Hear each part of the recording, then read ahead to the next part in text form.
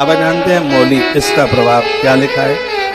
लाल कलावा तुलसी में बांधोगे तो जीवन में कभी विपत्ति नहीं आएगी। तुलसी की जड़ों में आप कलावा बांधोगे तो जिंदगी में कभी विपत्ति नहीं आएगी। पूजा करते समय देवताओं को आप कलावा बांधोगे तो मूर्तियां खंडित नहीं होंगी। हम लोग पूजा करते हैं अपने भगवान की, इन बच्चों को पता है, तो भगवान को नहला करके उसमें कलावा बांधते हैं। ये रक्षा सूत्र है, इसकी बड़ी महिमा है। पूजा में देवताओं को कलावा बांधोगे मूर्तियां खंडित नहीं होंगी और अपना कोई अंग निस्तेज नहीं होगा। सीधी सी बात कह दूं, पैरालाइसिस जैसी भयंकर बीमारियां नहीं बढ़ेंगी, ये कलावा ही का प्रभाव है। पीपल में कलावा आप बांधोगे तो पितृ बाधाएं समाप्त हो जाएंगी। पीपल में भूत प्रेत कहाँ रहते हैं?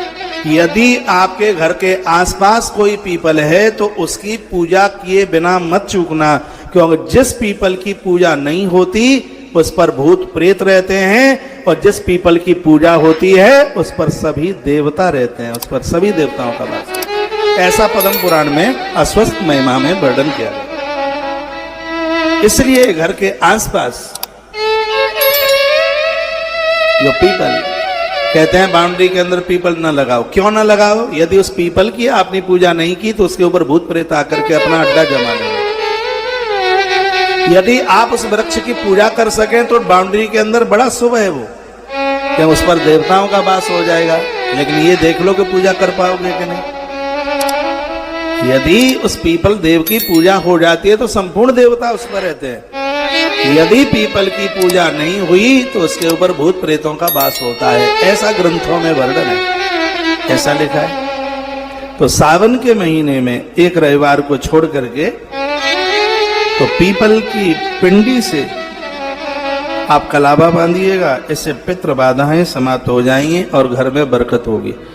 घर के लोगों को गलत स्वप्न नहीं आएंगे, घर में समृद्धि बढ़ेगी, अकाल मौतें नहीं होंगी। ये पीपल देवता की महिमा है।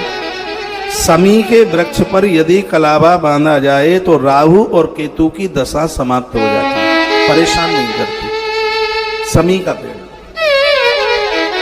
समी के वृक्ष के तने में यदि कलावा बांधा जाए तो राहु और केतु का जो प्रकोप है वो शांत होता है। राहु क्या करता है?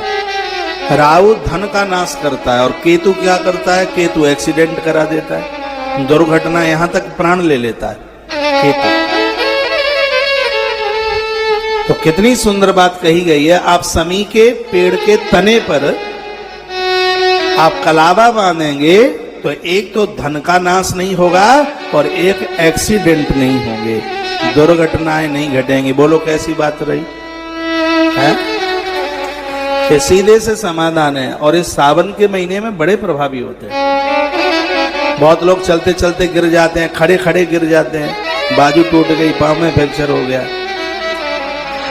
तो ऐसी दुर्घटनाओं से बचने के लिए मैं कितनी बार कहता हूं, समी का पत्ता महादेव पर चढ़ाते हो तो एक्सीडेंट से बच जाते हो और समी का पत्ता गणेश पर चढ़ाते हो तो धनवान हो जाते हो। ये समी की महिमा है। कर्जा मुक्त हो जाता है गणेश के ऊपर समी चढ़ाने से, अकाल मौत टल जाती है समी का पत्ता महादेव के ऊपर चढ़ाने से। कितना कलावा चढ़ाएं? जितनी आपके शरीर की लंबाई है। ऐसा नहीं कलावा ऊपर से नीचे नापें। पहले कोई एक रस्सी ले लीजिए, उससे नाप लीजिए कितना है, उसके बाद में उतना कलावा तोड़ लीजिए, फिर उसको उसकी पिंडी से बांध दीजिए, तने से बांध दीजिए।